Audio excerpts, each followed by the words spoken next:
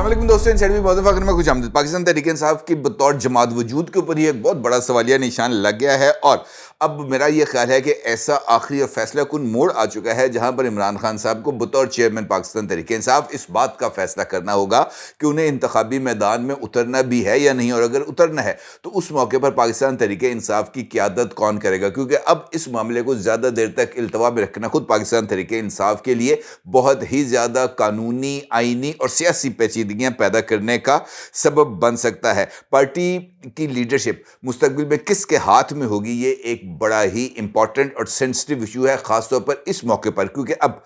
इस फैसले में अगर कोई ताख़ीर की जाती है तो मुझे इस बात के काफ़ी इम्कानात नज़र आते हैं कि किसी न किसी सियासी फैसले या कोई ना कोई कानूनी गुंजाइश ढूंढकर पाकिस्तान तहरीक इंसाफ पर सियासत के दरवाज़ों को बंद कर दिया जाएगा और उसके बाद ये जो सियासी तन्हाई है ये पाकिस्तान तहरीक इंसाफ के लिए एक सियासी कब्र साबित होगी और पाकिस्तान तहरीक इंसाफ से वाबस्ता अफराद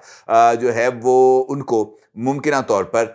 8 फरवरी को होने वाले इलेक्शंस में बल्ले के निशान की बजाय आज़ाद हैसियत में इलेक्शन लड़ना पड़ेगा, और ये वाक़तन बहुत ही ज़्यादा संजीदा एस्पेक्ट होगा। क्यों और कैसे, ये एक इम्पॉर्टेंट सवाल है। सवाल ये भी है कि क्या इमरान खान जो है वो अपने आप को माइनस करने के लिए ख़ुद क़यादत किसी और के हाथ में सौंपने के लिए आमादा कर पाएंगे, और क्या वो इस्टेब्लिशमेंट के साथ अपने रवाबत यानी माफ़ी तलाफ़ी के लिए अपनी ही पार्टी में इस्टेब्लिशमेंट के लिए काबिल कबूल शख्सियात की मदद लेने पर आमादा हो पाएंगे। और सबसे इम्पॉर्टेंट बात यह है कि क्या इमरान खान साहब ने जो मुहिम चलाई हुई है पाकिस्तान की इस्टेब्लिशमेंट के ख़िलाफ़ अब भी इस वक्त भी, क्या वो अपने इस मौक़िफ़ पर पीछे हटेंगे। और सबसे इम्पॉर्टेंट ये है कि इस वक्त कुछ हाथ पाकिस्तान तहरीक इंसाफ की तरफ दोस्ती के लिए बढ़े हुए हैं। क्या इमरान खान साहब उन हाथों को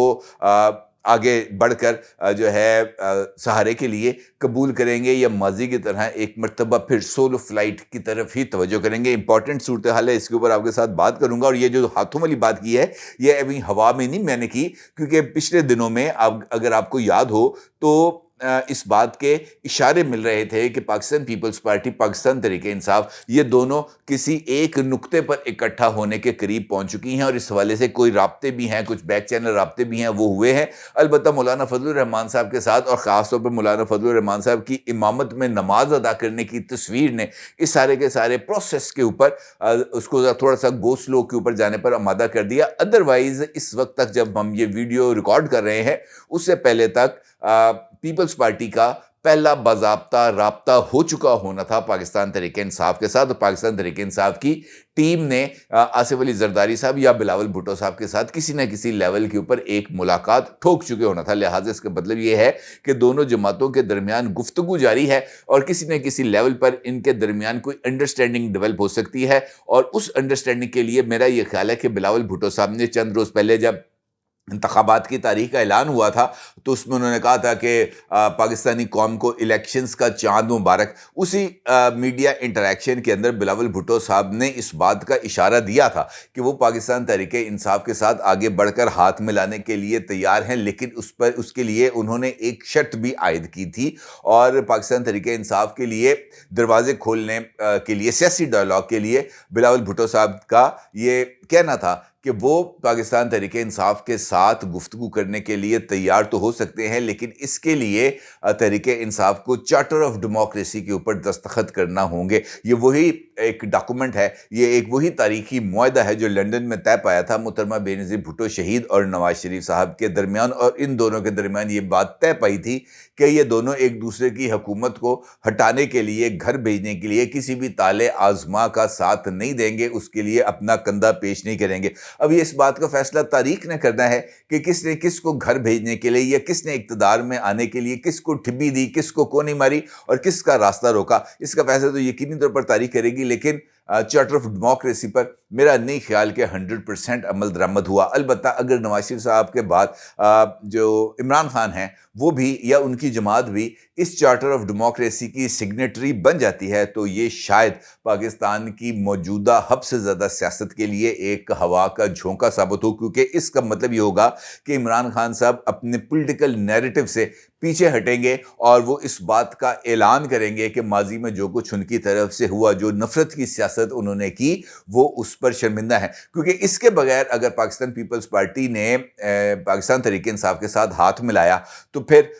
پاکستان پیپلز پارٹی کو بھی پی ٹی آئی کے بہت سارے گناہوں کا بوجھ اٹھانا پڑے گا، خاص طور پر 9 مئی کا بوجھ اٹھانا پڑے گا، کیونکہ 9 مئی کے واقعات کے بعد ابھی تک جو ہے وہ پاکستان تحریک انصاف ہی اپنے آپ کو نہیں بچا پا رہی، اپنے آپ کو نہیں سنبھال پا رہی۔ ایسی صورتحال میں اگر پیپلز پارٹی نے کندھا پیش کیا تو پھر ان کو بھی عمران خان کی اس کبھی فیل کا حصے دار بننا پڑے گا، اور یہ میرا خیال ہے ان کے لیے شاید موجودہ حالات میں ممکن نہ ہو۔ اور یہی وہ نقطہ ہے جہاں پر آ کر اس بات کا ہمیں اندازہ ہوتا ہے کہ پاکستان تحریک انصاف کے لیے جو سیاست ہے اس کے دروازے بند ہو رہے ہیں اور ان کے لیے جو گنجائشیں ہیں وہ ختم ہو رہی ہیں۔ اس کی ایک چھوٹی سی مثال دیتا ہوں۔ کل پاکستان تحریک انصاف نے مانسہرہ میں ورکرز کنونشن کا اعلان کیا تھا، اور اس کے لیے ضلعی انتظامیہ سے باضابطہ طور پر اجازت بھی لی گئی تھی میری اطلاعات کے مطابق، اگرچہ اب ضلعی انتظامیہ کا یہ کہنا ہے کہ ہم سے کوئی اجازت نہیں لی گئی، ان کا یہ ماننا ہے کہ جناب ہم نے باضابطہ طور پر اجازت لی، اور اجازت لینے کے بعد ایک ڈیرے کے اندر پولیٹیکل لیڈر کے ڈیرے میں اس ورکر کنونشن کے لیے انتظام کیے گئے، کرسیاں لگائی گئیں، ساؤنڈ سسٹم بنایا گیا، اسٹیج لگایا گیا، لیکن اس کنونشن کے شروع ہونے سے پہلے پولیس نے دھاوا مار دیا، ساؤنڈ سسٹم اٹھا کے لے گئے، کرسیاں پھٹے شٹے سب کچھ اٹھا کے لے گئے، اور وہاں پر ورکر کنونشن کو روک دیا۔ اس کا مطلب یہ ہے کہ گنجائش نہیں ہے۔ اب لاہور میں بھی 12 نومبر کو ایک اسی طریقے سے پولیٹیکل ڈیرے پر ایک ورکرز کنونشن منعقد کرنے کے لیے پاکستان تحریک انصاف نے باضابطہ طور پر ضلعی انتظامیہ سے اجازت لی، اور ضلعی انتظامیہ نے تحریری طور پر ان کو اس حوالے سے آرڈر بھی پاس کر دیا کہ جناب آپ یہ ورکرز کنونشن کر سکتے ہیں۔ لیکن مانسہرہ کے واقعے کے بعد مجھے اس بات کے امکانات نظر نہیں آ رہے کہ لاہور میں پاکستان تحریک انصاف کا، چاہے وہ اڈا پلاٹ سے ہی آگے کیوں نہ ہو یا ادھر سے رانا ٹاؤن کے سے آگے کیوں نہ ہو، ایسے کسی کھیتوں کے اندر بھی وہ جو ہے ورکرز کنونشن کا انعقاد کیوں نہ ہو رہا ہو، اس صورت میں بھی ان کو کنونشن کی اجازت نہیں ملنی۔ اور یہی وہ موقع ہے جہاں پر اس بات کی گنجائش بنتی ہے کہ پاکستان تحریک انصاف کو اب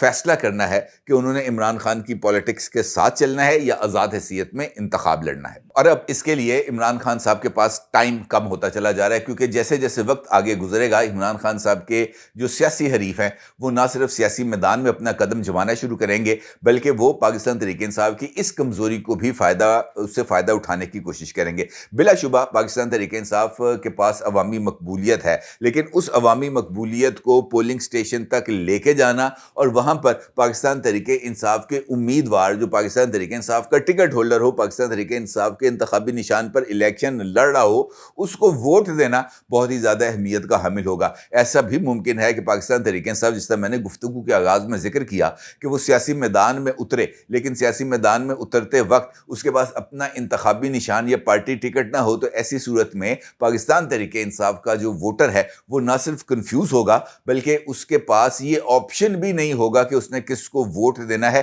اور یہ سچویشن یقینی طور پر اسٹیبلشمنٹ کے لیے، اگر یہ اسٹیبلشمنٹ کی گیم ہے تو ان کے لیے بہت ہی زیادہ فیزیبل ہوگی، اور خاص طور پر نواز شریف صاحب کو اقتدار کی منزل تک لے کے جانے میں